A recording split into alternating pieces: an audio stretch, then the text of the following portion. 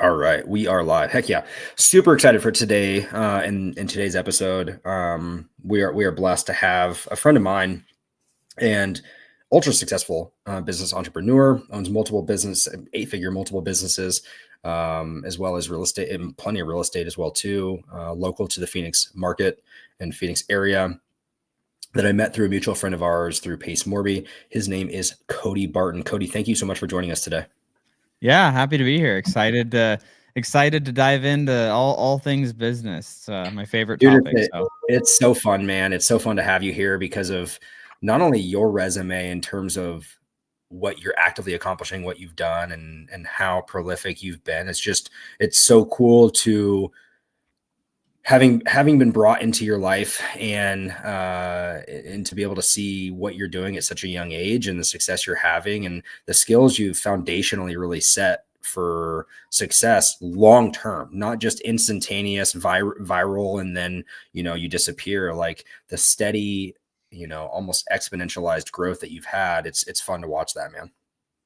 yeah, and I mean, I think in a big way too. It's like, I don't know. For me, I feel like I've never been a rocket ship of success in anything I've done. It's always been like I'm like the tortoise versus the hare. It's just like I'm just consistently going all the time. So it's like consistent progress over time versus like quick success. I don't think I've ever had quick success in anything I've personally done, but it's just I'm consistent, and that's always been my thing. It's like, we talk with the team. I'm like, every day we chop wood, carry water, just do the things that we need to do every day to just keep moving things forward.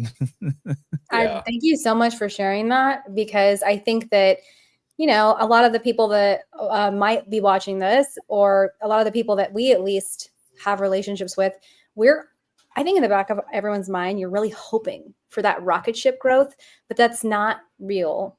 And it's definitely not duplicable, right? It's one of those things where maybe you got really lucky, but you might and very well often don't experience that same kind of growth in multiple things that you do in the future. So I think that's what this episode is really about. Like we always try to bring a dose of reality into, like, encourage you, do the thing, but like chop the wood, carry the water. That's the journey. All the fun stuff, it's blips. The rest of it, not so much. So Cody, can you tell everybody a little bit about yourself and how the heck you even ended up where you are? Yeah, for sure. So I was actually thinking about this the other day. I started my entrepreneurship journey when I was 17, and it was June of 2011. And so it's coming up on, was that 14 years? What? Something like that. So yeah, I've been doing stuff for a long time, and in comparison, I guess just in general. And going back, just kind of hitting a little bit, like when I was young, I always just wanted to be successful. And it was just kind of like a childish desire initially, because I was always a car guy, and I would see I didn't ever see a Lamborghini in person until I was I don't know, maybe maybe I was 12 or 13. And the couple times I'd seen cool cars, I'd tell my mom, I'm like, Mom, I want one of those when I grow up. And my mom would be like, rich people have those. We're not rich. We don't have those. And I was just I just would hear that, and I'd be like, I want that. And it's that's for rich people. I'd hear those types of comments. And so when I was 12, 13, I was like, I guess I want to be rich when I grow up. And it sounded kind of cheesy a little bit, but it was just because that's what I was told of things that I liked, was that's the only way. So I'm like, well, I guess that's what I want, I guess, So, then went as a normal teenager and did sports and stuff. And when I was 17, I read all of Zig Ziglar's books and audio books, and I went through all of, Robert Kiyosaki's books, and really just had this entrepreneur bug, and I didn't know what to do. Had this first journey at entrepreneurship of there were these power balance bracelets that were popular when I was in high school. And it was oh, if you wear it, it makes you a little bit stronger and have better balance. And I was like, oh, that's kind of cool. And so it became popular, and I was like, man, they sell these for $30, and it's just a rubber band. And so I found a place in China where I started buying bulk amounts of those as a teenager. And then I was selling them to I would go to the captain of the football team and sell them to him, because he would have the influence over all of the other, kids on the football team. And I went to the wrestling team and I just went to all of the popular athletes and would just sell them to them. So I went through that at the 3 of the neighboring schools, and, made a few $1,000 as a teenager. And I was like, cool. And, spent it as any teenager would on, just doing dumb stuff with your friends and subwoofers for your car, because why not, So, that was my first initial venture. And then, from 17 to 21, I did network marketing, built a team of a couple thousand people, and I was driving $5 million a year in revenue in that company. And so that was what I did. Thought I was going to do it forever. Company went under when I was 21. Everything blew up. And I, at 18, I started making, 6 figures a year. And so I was just I might as well have been $1 million. And so I grew this really big ego and thought I was the coolest thing since sliced bread. And then at 21, everything blew up and went away. And then I lost all the money that I had made and had to move back to my parents' house, sell everything down to my mattress. Because I also learned that when you buy new cars, you get the car, but then now you got this debt and they depreciate and stuff. So, that's not a good thing. So I learned all these financial lessons very, very early on of how the world actually works, and how money works. And so at 21, depressed, defeated, and humbled, which was the best thing for me. I was well, I still want to be, I want to have money. I want to be able to do the things that I want to do. And, from the Robert Kiyosaki books, I was well, real estate people make a lot of money in. So onward into real estate. I went, and I didn't know what to do. So I got my real estate license, and I wouldn't have done that if I knew what I knew now. But, I was I don't know what to do. I don't have any mentors to, guide me in how to make money with real estate. So I got into the agent world, did it for a couple of years, made good money with it, hated being an agent. I always wanted, I had a lot of time and freedom, flexibility in the previous journey that I had. And so I was I don't want to be in something where I feel I have to be anywhere. I want to be wherever I want to live. I need to be location independent. And so switched into wholesale, and then started, fix and flip, landed in Mince and Pace, met Pace when I was 24. So I had a couple years of just wholesaling on my own, doing a couple fix and flips, and had a couple properties at that point. And, I always didn't really enjoy the sales part of business. It's not my jam, today. And so, Pace really was great at sales, and, he was great at closing deals. And I was I like all the other parts of wholesaling. I'll generate leads. I'll, do some lead management. And, I initially, we did, it's funny, the way we actually met is I reached out to him. He was on a podcast, and I was hey, I'm generating a bunch of leads, but I'm not very good at sales. And I don't really enjoy it. Could I just give you the leads that I'm having, and you can close them and make all the money, but just show me how you're doing the sale? And I'm just, so I could learn. Because I was well, if I learn, maybe I'll like it more. And I learned, but I still never liked sales. So I was, but so we ended up doing, it was funny. We ended up meeting at a McDonald's, and, he's okay, let's show me these hot leads you got. And so I just teed up, I just called my hottest leads that I was working the pipeline. And we, within that first 30 days, got 4 or 5 contracts, and, it was pretty good. And then, every month we were just kind of joint venturing deals for 6 months. And then it was, we were sitting at his table, and he was if it keeps going well in a couple more months and we don't hate the shit out of each other, maybe we should just partner.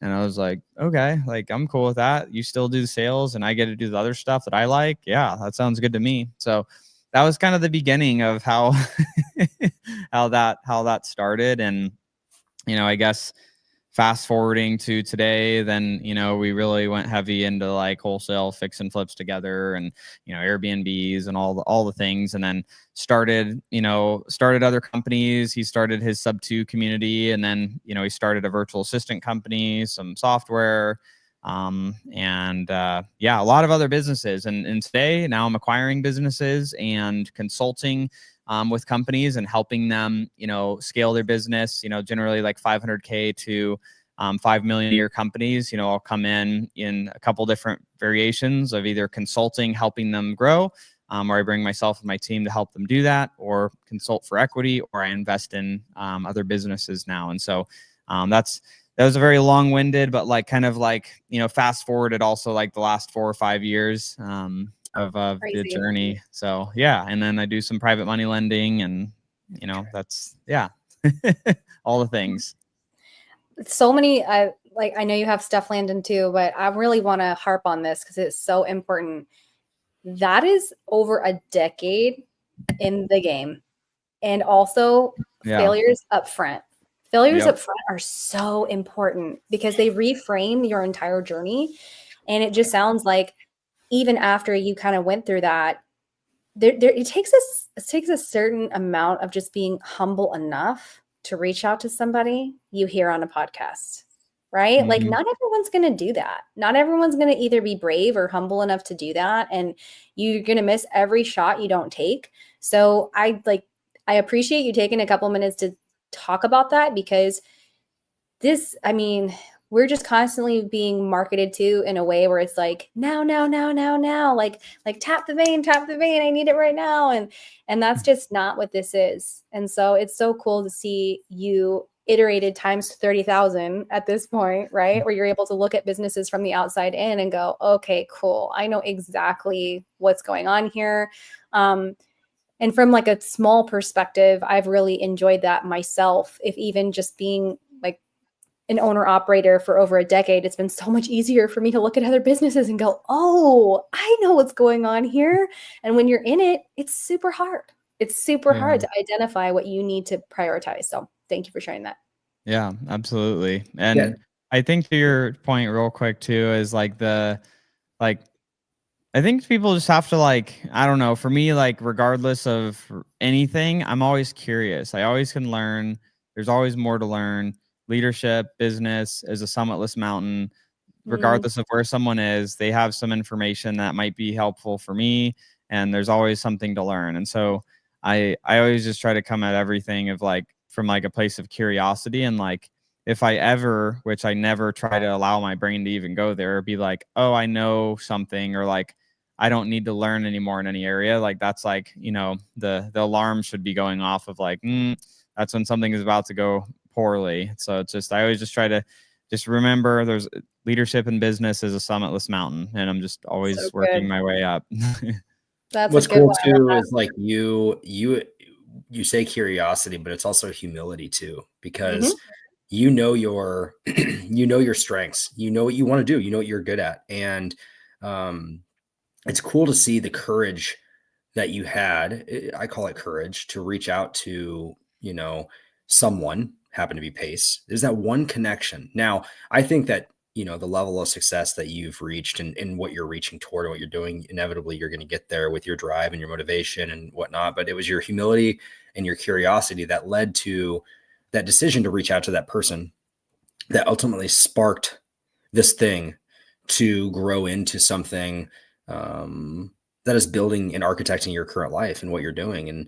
And how, what's cool too is the way you're doing it, impacting others and architecting other people's businesses and helping them grow their dreams and their businesses that they're doing from, $500K to that 5 million or 5 million and beyond, and helping them, build businesses they grow to love instead of grow to hate, and doing it the right way that they keep on forever. Daniela and I are embarking. Her and I have separate businesses right now, but we're embarking together collectively in acquiring a business as we speak. And it's going to take time, and it'll be our first, venture together in acquiring it's a commercial flooring business, but, and so it's, services and various aspects of things. And so I'm curious, Cody, as it relates to, acquiring a business as we embark on this fresh new journey, for you, when you are helping others and helping business owners, I guess, what are your first 3 big milestones or rocks, if you will, when you're acquiring a business that in the first 90 days you're focusing on, you're doing that you educate others on? Yeah, 100%. So the way that I approach any business, and this is like after like due diligence, like formal due diligence and like all that good stuff. But I like to look at from doing some of these things wrong. So, lessons in this is, when I first got into deals where like I was like investing in, I would want to come in and like make all these fast changes. And I was like, yeah, like we could like area of opportunity, no technology, no problem. We're just going to install this bad boy in here in the first 30 days and it's going to be amazing. And, so it's like, I had to really, what I've learned is, when getting into a business, it's a lot like turning around a cruise ship. It's going to be a slow turn a lot of the time. And I've really had to learn that over, a few deals that I've gotten into and like working with existing teams,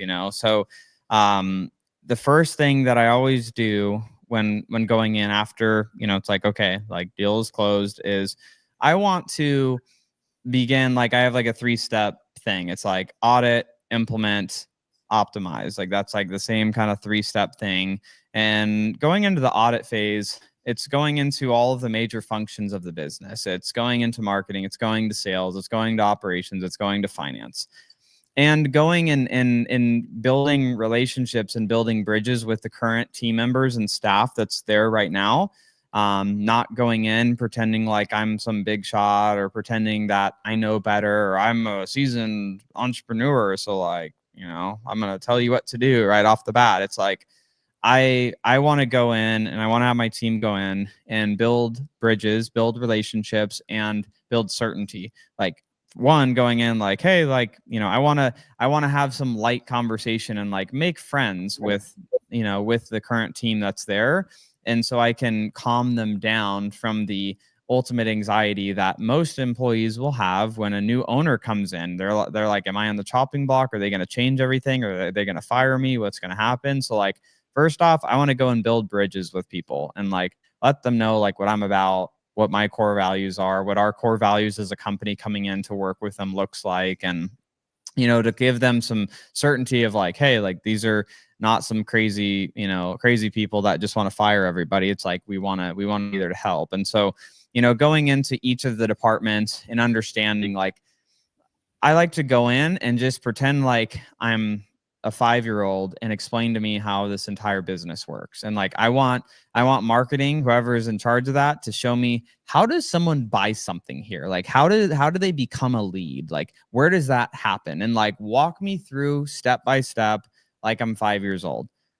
Okay. So, like this is, I can give you Plant Guy, like a couple years ago. Cause it's a really, I have some other ones that just aren't as funny stories. Like this is just a funny story.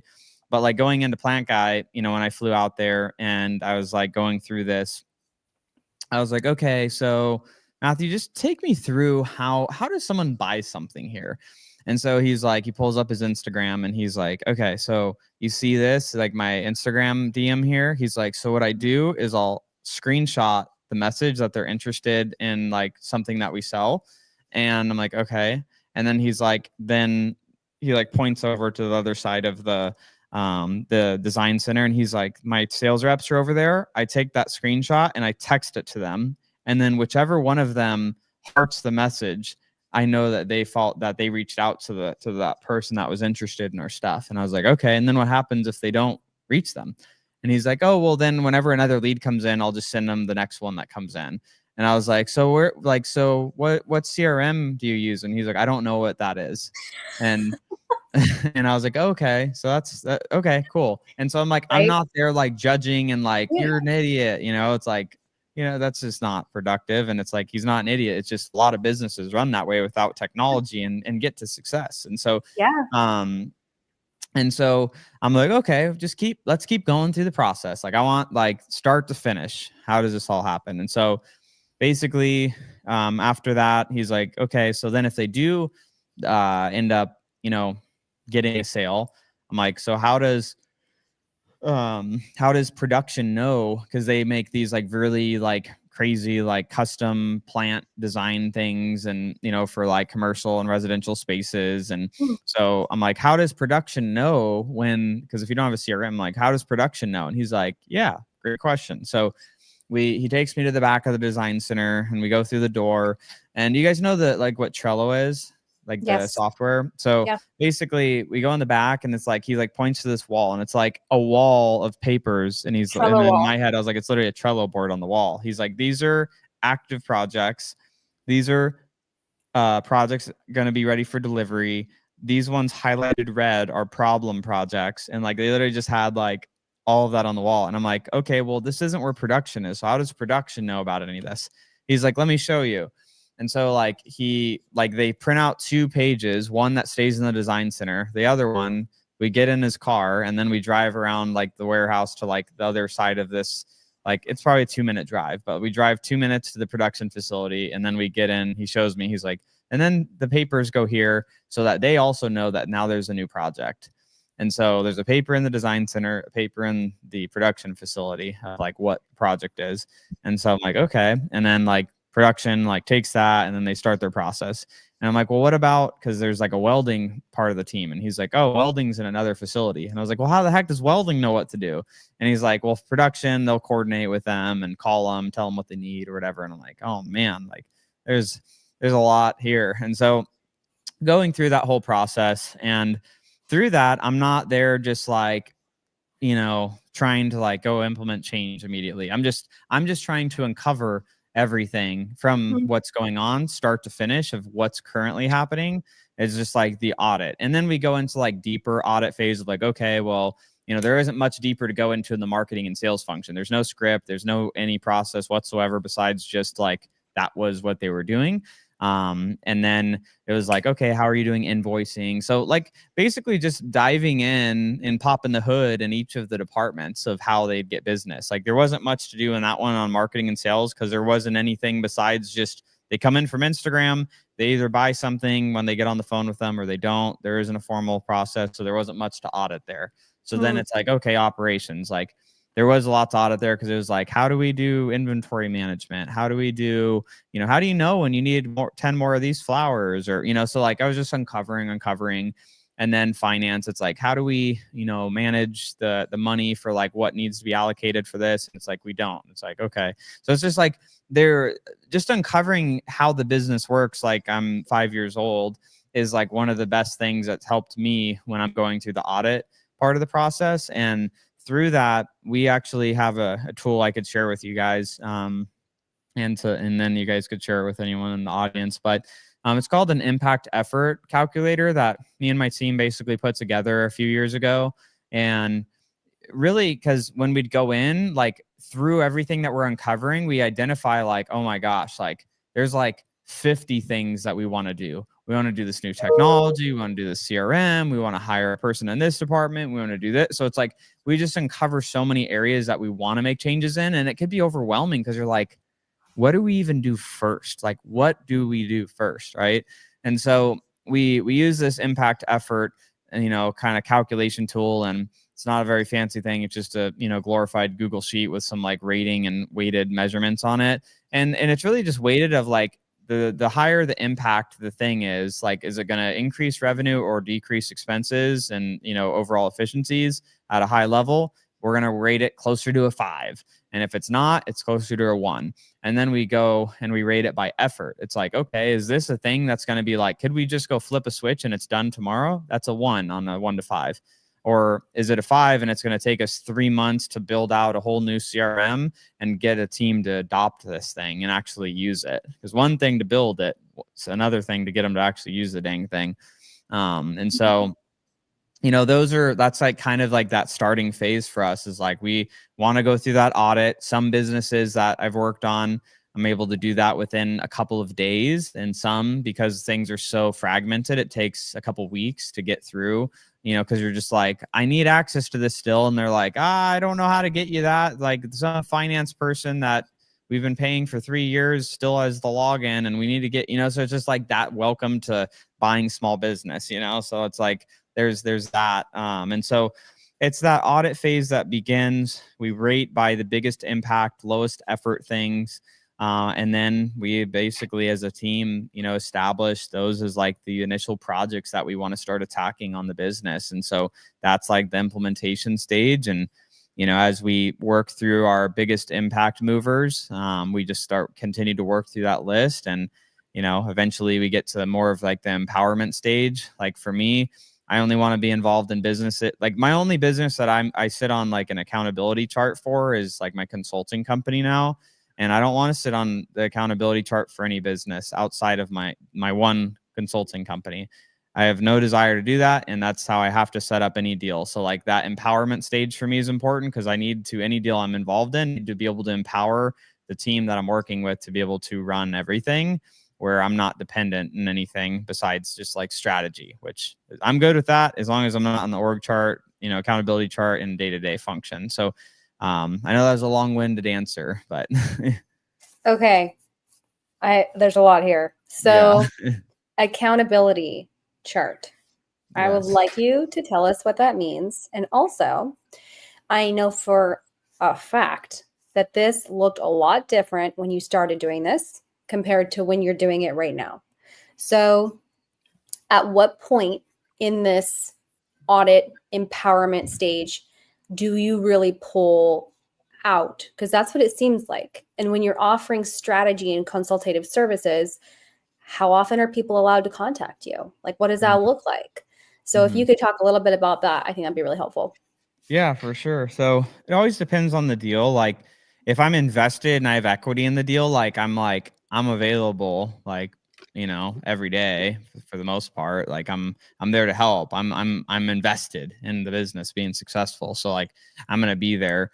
Like before we were getting on, like where I was like texting with Matthew, our partner, and we're gonna be getting a different facility to put production and welding in together. And so like we're going back and forth, so it's like I'm involved in the overall success, because the way I get paid is out of the profit distribution. So like I'm incentivized to like want to help drive profitability.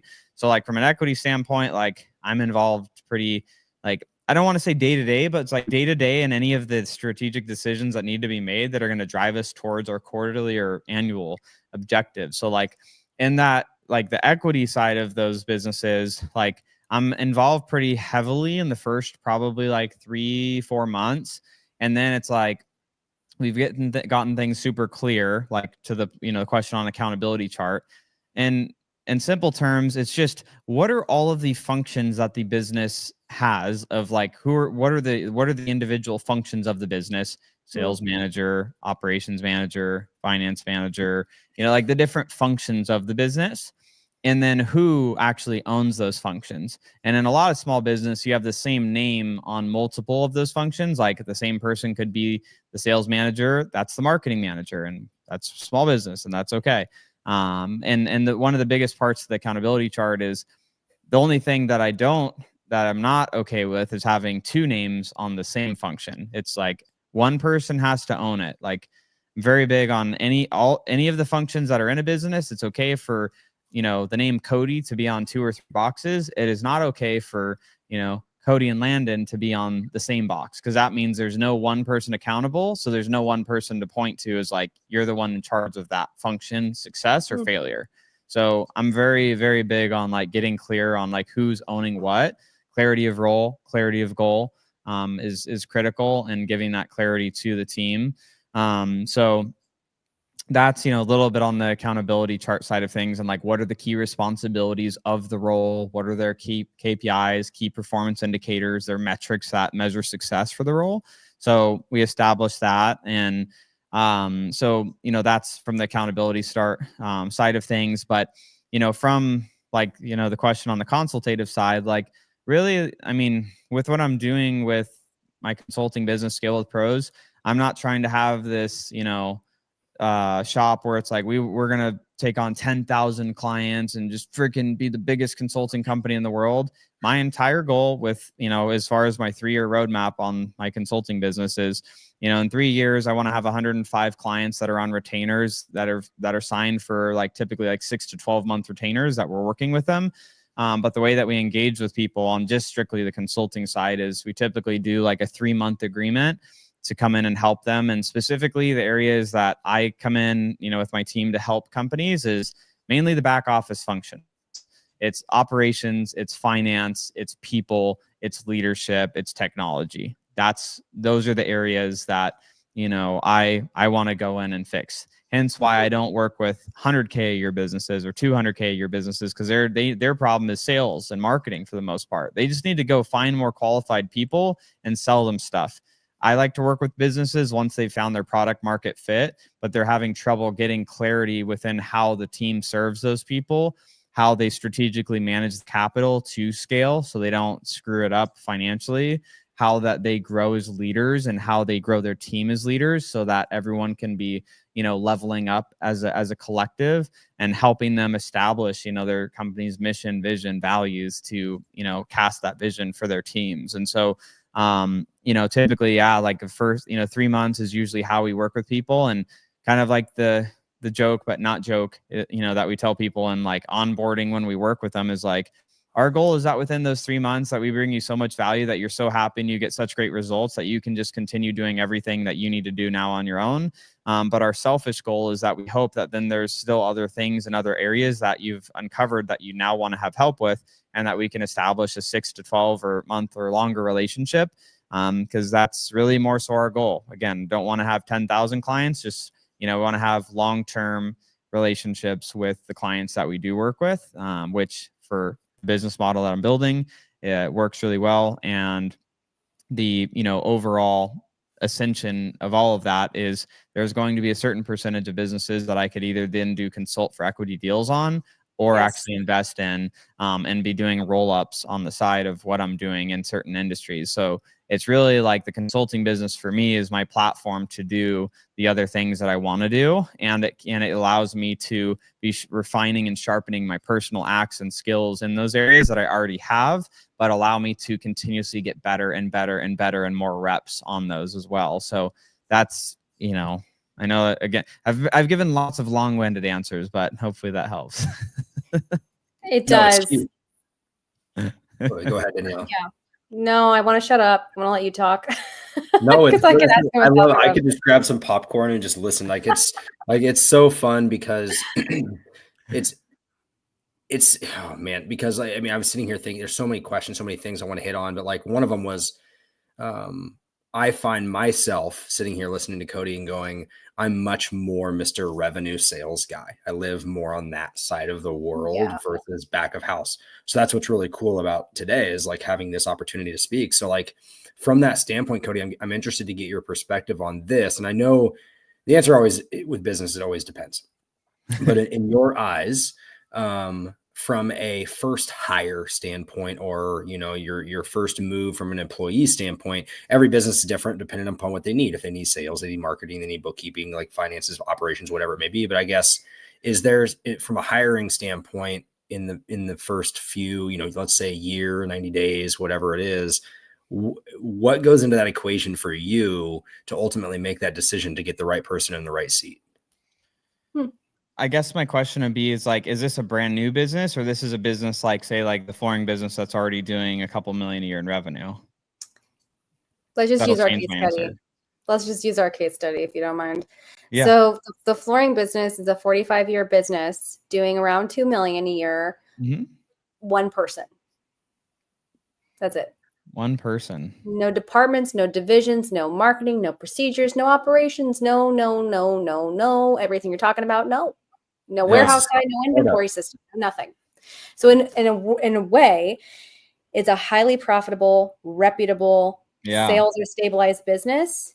But there's also, the world is your oyster in the way that you get to start a business. So the one imbalance is that there are installers. There are institutionalized installers that are going to be very challenging to roll out a lot of changes to. But there is also room to bring on new installers with the expectation of them, being like, hey, this is what we do. These are the tools that we use, X, Y, and Z. Like, we stabilize this part of the business, and maybe 6 months in, we start bringing in new people to use new systems. So I heard you with the plant guy, and in my head, I'm going, well, when none of those things exist, then what? Yeah, absolutely. So obviously I talked about like the impact effort thing, and like part of that is like, okay, well, there are multiple jobs being done at that flooring business. It's just by one person, right? So like one of those things that I look at is like, well, like one of the things that we do is we do something called an activity inventory audit. So before we even build like an activity or a accountability chart for a company, we do an activity audit on anyone involved in the business. And it's basically like everyone documenting down what they do daily, weekly, or monthly, and on a, a doc or paper or whatever. And then we compile all of those into a master view and understand what the heck everyone's doing in the business. And from that, then if that, like, is that one individual moving forward is going to be continuing in the business with you guys, or? There's going to be a transition period. They're going to keep 5% equity and it be available. But ultimately, we were thinking that one of the first roles and before the transition really occurs, to bring them in during the busiest season alongside the owners, like a GM kind of position. Yeah. So, like I said, owner will be available and we will be able to bring people in to train with them before we technically do the official handoff, and they'll be available after the handoff, but it's not going to be a thing where like they're going to stay. Yeah. Okay. I just want to make sure I understood. So that would be within with the owner and no one else, I guess, because he's the only one or she's the only one there. So, and challenges them actually doing this exercise. If they would do it, it would be very helpful. But what we do when we'll come in is we have everyone that's doing, like anyone in the business, we basically account like activity inventory so we can understand like daily, weekly, monthly functions that they're doing. We take that all together. Then we work with if there are leaders on the team, we work on building out from the activity inventory and the leaders on the team an actual accountability chart of all of the key functions of the business with no names on it. So we're like, okay, well, there's this marketing, everyone starts the same. It's like there's a marketing, sales, ops, finance. That's what we put on the accountability chart with no names, no titles, nothing. And then we start listing from the activity inventory, and we start listing from what we know that maybe isn't included on the activity inventory, all of the major functions in marketing, sales, ops, finance. And then as we list, some of those get, very long, some not so long. And as we build those out, then it starts to turn into, okay, what are the functions? Like under marketing, maybe there's a marketing manager is like a function. Then there's a paid media specialist that's doing like PPC and doing the meta ads and doing whatever. And so we list everything under marketing, and then we start to consolidate them into the actual functions or like the roles. So it's like marketing manager, paid media manager, email marketing specialist. And even though that all three of those are done by the same person, eventually it would be other roles, like once the business grows and gets bigger. So we kind of build it out for like what the functions are that the business requires to function. And then we build it into what are those actual technical roles that we're building into this company. And then once we're done with that, then we go back and then we add the actual names of the available people to fill all of those functions. And then through that exercise, we usually uncover, I don't want to have to do all that. It's like, well, this is why we did that. So it's like, well, we've uncovered we should hire an email marketing specialist. Let's go find an outsourced agency to just, take that on. Oh, we don't want to do paid, you don't want to manage the paid media. Okay, well, let's go hire someone to do that. So it's like we uncover from the accountability chart all of the functions that are required to run the business. And then we put on there the names of who would have to do them in the current state right now. And if we don't like that, then that's what comes into our hiring plan. So Landon, your answer of it depends is it doesn't really depend. It just depends on the actual result of when you do that accountability chart of like, these are all the core functions. And then if we don't like what we're seeing, then it's like, well, what must be true in the business to have someone else be the general manager, operations manager? What would have to be true to have someone else take over this other function in marketing?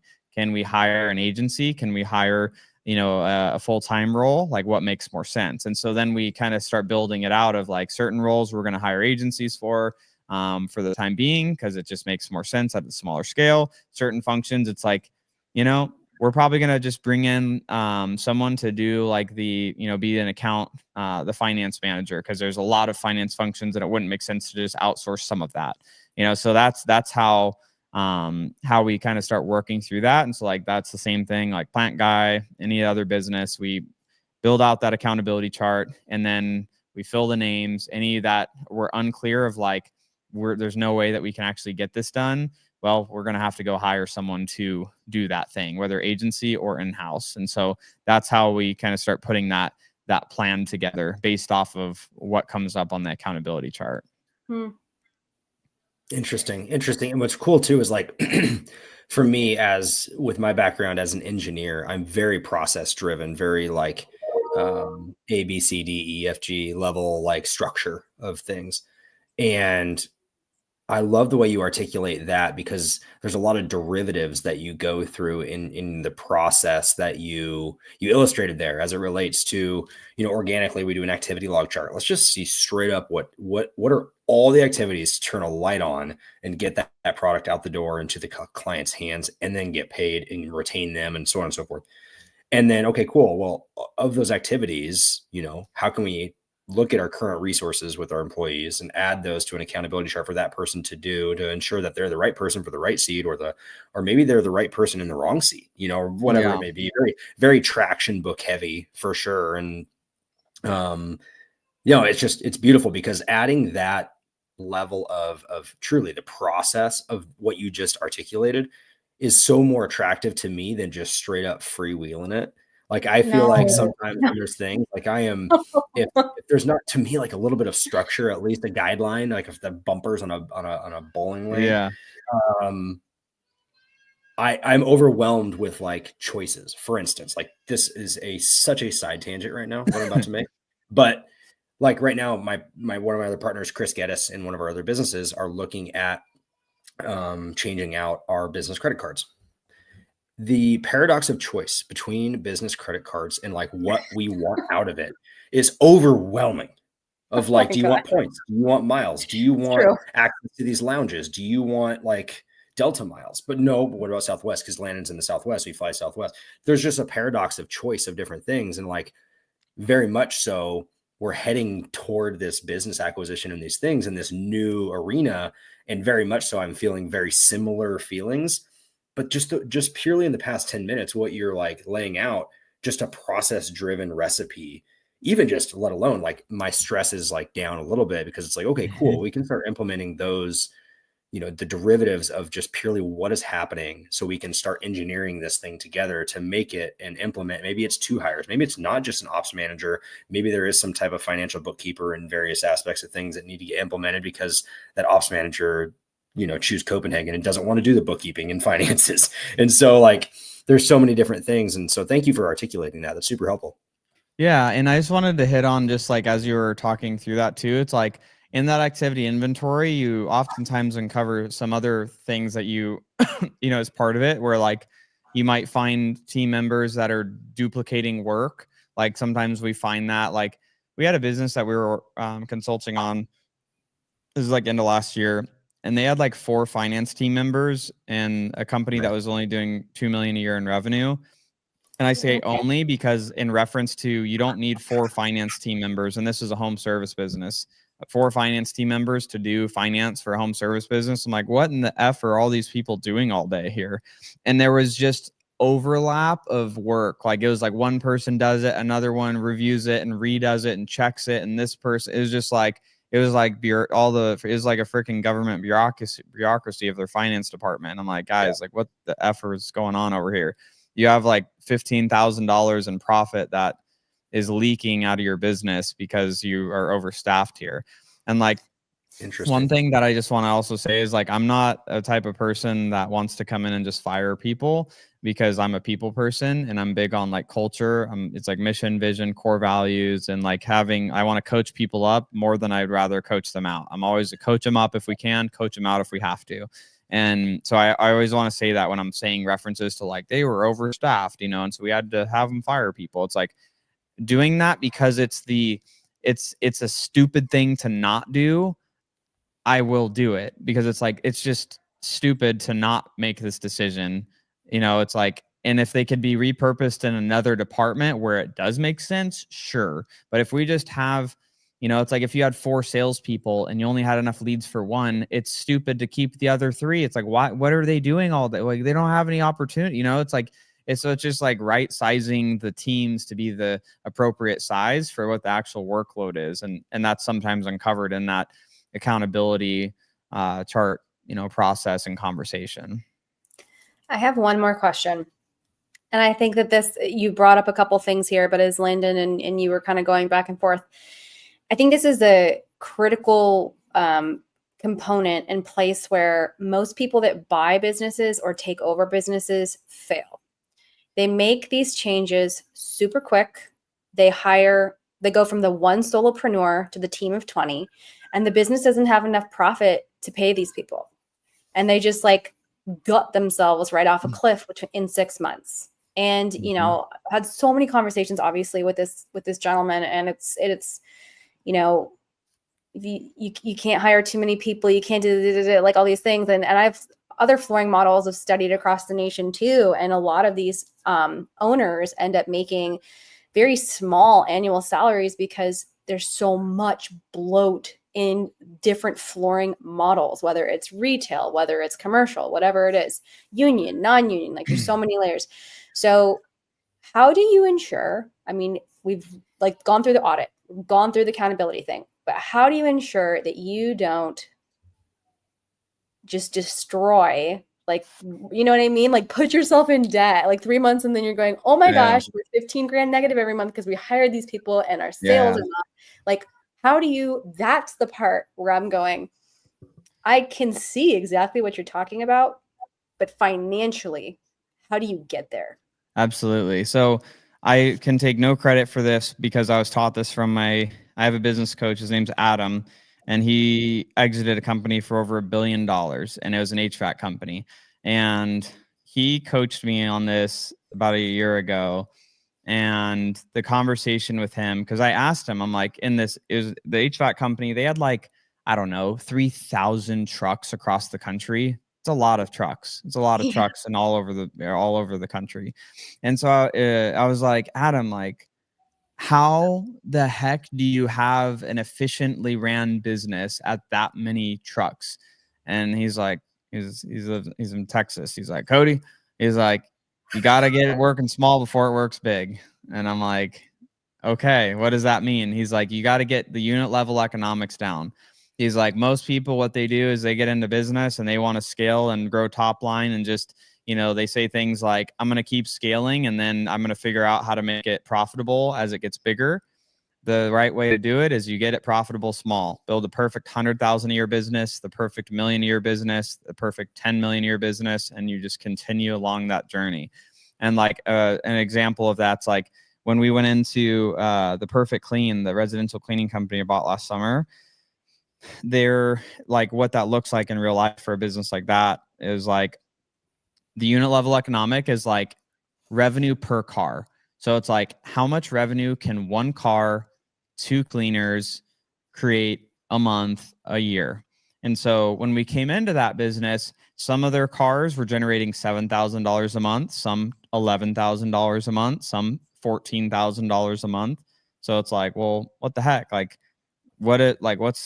why are some generating more than others? And so what we did was we said, okay, well, our goal, if we want 20 cents to spit out on the bottom, 20% net profit in this business to spit out after everything, what would have to be true in this business? And so we like break it down to the smallest level where it's like, and what we uncovered for that business is we need one car to be able to generate $15,000 a month, $180,000 a year. One car, 2 cleaners, average 3 cleans a day, $750 a day, 20 days a month. We're actually adding on to that because now we're starting to do Saturday cleans. And so it's adding an extra, some extra days into the month, which is helpful to like slowly creep that up higher. But that was like one of the first things is it's like, well, the way that we get this to continue to like, we had to fix that before we could even grow that business. So it was like, we have cars that are making all sorts of different revenue ranges. So what we need to do is we're not going to spend money on marketing and doing all this other stuff. We are going to get every car to generate at least our minimum is 13,500, target 15,000 a month. And if we do that, our economics are being ran correctly. And so that's like one of the things that we look at is like getting it to work at a small level. If your margins don't work small, they're not going to work big magically. So it's getting it to work small. And then the other thing that we look at, this is in, you know, in you know, a lot of home service businesses, like this type of, you know, percentage breakdown makes sense, is, you know, generally what, another lesson I learned from him is like, if you can get the business to do at least 40% gross profit and then have your SG&A expenses, which gross profit for everyone that's listening is like, what the F is this guy talking about? Gross profit is just like, you know, if I have this mouse and it costs me $100, if I sell it for $100 and it costs me $50 to make it, it's 50% gross profit, and or $50 gross profit that's generated. So that's what I'm talking about. So it's, you know, if getting at least minimum 40% gross profit, and then seeing if I'm getting that, it's like thumbs up. I want to do more, but it's like at least minimum of that. And then the next number I want to look at is, is then the business doing at least, am I able to spend 20% or less on SG&A expenses? Another, what the F is that, Cody? That's your sales costs, like commissions, your cost of marketing, acquiring a customer. That's your back office expenses. That's your finance person. That's your, you know, manager of the operations. That's all of the, you know, the cars that are on, you know, payments, and, you know, things that you may be transporting materials, whatever. That one's an arguable one. Sometimes can be argued in cost of goods, sometimes below the line. So just depends on which finance person you're talking to. So, but getting that to do at least, you know, being at 20% or less on the cost there, your business should be able to spit out at least 10% net profit. For me, I only like to be involved and do deals where it can be at least 20% net or better. So it's like, I want to see how can I make that gross profit be at least 50%, you know, and higher. And it's like, it's always a dance between those, but like some basic, you know, rules of thumb that you could look at on a P&L is like, okay, if we're not getting at least 40% gross profit, if we're spending more than 20% in SG&A, and we're not spitting out at least 10% net at the bottom, I need to solve for that. And some of the solve is we got to get the unit level economics right for the business and make sure that we're making, you know, one car, two people, you know, it's like whatever the units of the business are. Like in a retail business or like a product business, like Plant Guy, it's like our thing is unit level economics is one cherry blossom tree. Can we make one tree? If we sell one tree, can we make a profit on it? Yes. Okay. Then we could sell a lot more trees. Like for you guys in the flooring, like going through the SKUs, and I don't know how many SKUs this guy has, but it's like all of the SKUs need to be profitable. Like that was one of the things. It's like, we're not making money on it. We're either increasing the price or we're cutting it. Don't care. That's it. So another long-winded answer, but well, good. I feel really relieved because at least we're at that 20% mark. So I'll do all right. Like, yeah, we're not buying a shit house here. Like, whoo, okay. Now you just gave me so much homework. And I mean, I've had conversations over the last couple days, one-on-one with the owner, where I'm really working through cleanup. Like there's a level of cleanup I want to obtain before you walk out the door. So I want to start learning, you know, what are some of the things that can change within reason. And it's really not even like crazy things. It's more so this is something one person has been doing and now 3 people are walking in to purchase it. So how do we start to organize these things into marketing and ops and sales and different things that different people do? And reworking sort of, and I know you've seen this in so many people you've consulted with, but it's like the mind map where I'm going, you just explained to me one process and I'm looking at 5 different documents and 3 platforms, and I cannot. So how can I do this now? Because I don't want to walk in on this day and go, oh my God, everything's like this, everything. So, and it's no, like, this isn't a negative thing or a judgment thing. This is, and it, like, for this person, this is so much so, like, you've done this for 45 years, you've killed it. made a lot of money, super profitable company, and you've chosen to run your company. Like, this is a choice. Yeah. And I'm cool with that. Like, there are solopreneurs, they get their business to a certain point and they're like, this is my job. This is what I do. And I'm going to do it until I don't want to do it anymore. And it's good enough, you know? And I think that that's okay too. I really want, you know, that is totally okay.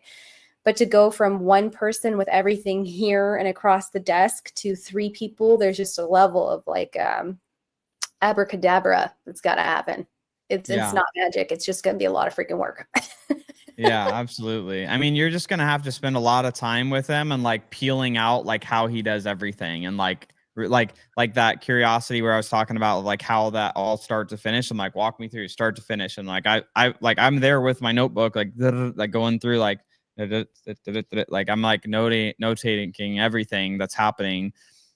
Because then once I know how it's being done in the process, then I could know how it can be changed and be improved. But it's like, I need to know what the heck's going on. So like, you could just go through that, and like it's like, you just look at like, okay, any way that lead flow comes into the business, you just need to know, like, document down how it happens, how a sale occurs, like just document down how it occurs. And then when it's like actually operationally fulfilling, scheduling, coordinating, any of that, it's just like, you just need to know how it's all being done now, which will be fragmented and all over the place, and lots of processes that make absolutely zero sense, but it's just ingrained in the way that they've done it. Because once you at least know how it's being done, then you can understand how you're going to make the changes to make it more efficient and to work better. So, you know, I would just be on like this drive of a fact-finding mission and asking why. Like, why do you do that? Or why do you do, and not in a way of like, why are you doing that? It's just like, so why do you do it that way? Just like out of understanding, it's like, oh, well, this vendor is super finicky, and if you do it this way, you're going to piss them off. It's like, sometimes you just uncover relationship things that they just are operating in some weird, quirky way because of a weird relationship. You know, we've had those where it's just like, wait, why do you do it with this one vendor? And they're like, oh, well, they won't even accept like an ACH. You have to send them a check in the mail. And it's like, what? Like, you know, so you just uncover those things that you just wouldn't know unless you like go through and you ask why. Right. Oh man, so much to unpack, Daniela. Oh my gosh. I know, we might have to hire you. There's a lot of things. It's not going to be enough, but I am so deeply grateful for your time. I know obviously you're really busy, and some of the things that you shared with the audience, like, these are the real deep mind maps that you don't get to hear about until, one, you're either doing it yourself and you don't know how to get through specific obstacles, or 2, you know, you put yourself in a place where you're okay with hiring help, mentorship, business coaches, whatever it is. And every single person I talk to that has reached a certain level of success literally has a coach. And that, I just think it's so freaking cool that we've finally reached a place in society where we go, why are we hiding this? Like, this is so important to have mentorship and coaches throughout different places in your entrepreneurial journey. And so, super encouraging, Cody. So great to talk to you. Thank you so much for being here. I appreciate it. Yeah, no, of course. And just on the topic of like coaches, like, I've had for over a decade always a coach or mentorship or mastermind that I've been in 100% of the time for 10 years in a row. I have 2 business coaches right now. One that coaches me, that grew a company to over 100 million a year and led the executive team to do that. And he coaches me on leadership. And then my other business coach was that guy, Adam, that I mentioned, that sold the company for over $1 billion and, you know, rolled up a bunch of companies together. And, you know, he's teaching me on bigger business scale and on, you know, rolling up and buying companies, even more effectively than I have in the past. And, you know, it's like, I just look at coaches and like mentors and, you know, masterminds, like all the things is like, I don't know, like, I think other people like have this like chip on their shoulder sometimes, or it's like an ego thing of like, I'm going to figure out on my own. I'm like, fine, you figure it out in 5 years. I'm just going to pay someone to figure it out in a year and live a better life faster. Like, you can go through pain and suffering, or you can pay. Like, if I go to Disneyland, I'm paying for the fast pass. Like, I know why pain and suffering in those lines with kids. Why? Like, why do people want to make things take longer than they should? Like, man, like, sign me up to go faster. I'm like, I sign up for TSA pre-check at the airport because like, why do I want to wait in the line with 300 people in it? Like I get global entry because why do I want to wait in a line with 500 people? You know what I mean? It's just like, I want to go faster in life, and coaches and mentors and podcasts and things like this. It's like, those are the things that help you do it faster. And I think sometimes people just don't want to humble themselves of like, oh, I'm going to, pay someone else to help me do this. And I'm like, that's fine. Like I just want to go faster. So like, I'm just going to, cut the line and have someone that's just already done it just tell me what to do. So I don't have to have that. They can have the lesson and I can get the benefit. Between ego and just scarcity mindset and just this idea that I can't afford it, And I think that you have to go through that to see that the growth that happens, the scalability and profit that happens, where all of a sudden maybe it felt uncomfortable at first financially, and now you're like, holy moly, revenue just jumped this much, or whatever it is, We just can't. It's true. Pain and suffering. Any way to fast track through pain and suffering, please. Yep. Yeah. So true. And that's a huge lesson too. Like, real estate, anything, any entrepreneurial endeavor, business, acquisitions, whatever, is that's the pain line of many aspects of things is leveraging the community around you and support. And that's a mindset shift in and of itself. That's like one of the very first ones that one needs to conquer in order to go far. It's like you can go certainly solopreneur for X distance at X speed, but like to amplify that process, and to make it more fun and enjoyable and collaborative. And it's just teaming up with others who have the same ambition and core values. You touched on that early on in this podcast. It's something that, all three of us that are taking on this endeavor align with in many ways. It's so much more fun to do life together with those you share core values with. And so I guess, Cody, to wrap this up, for you, how can people get a hold of you? Where can people find you? And Yeah. So I put out a lot of different videos and stuff on YouTube. If you search Cody Barton, I am not the football player that plays in the NFL, but there is one that is also my name. But you could search me on YouTube. I literally put out tons of like all of this type of stuff and like exactly how I solve these problems in business on YouTube. And so, there's lots there. But, otherwise Instagram, Cody Barton Official, can find me on there. And then, for folks that maybe want to work with us, scalewithpros.com. But otherwise tons of free resources and stuff on YouTube. So yeah. Okay, cool, man. Awesome. And do you have any upcoming speaking engagements or anything that people can check out? Nothing that I'm going to. I just some other events that I'm just attending, but nothing. No speaking engagements coming up right now. Okay. Are you coming to Squat Up Summit or no? I will not be at Squat Up Summit. Copy. Okay. Well, cool, man. Well, thank you so much for your time. I appreciate it. And I really appreciate all the knowledge you shared with everyone, including ourselves. Like, we're just sitting here like taking notes and going to go back and rewatch this episode again and again. So thank you so much, Cody, for your time. Appreciate you. Yeah, absolutely. Thanks for having me, guys. Thank you.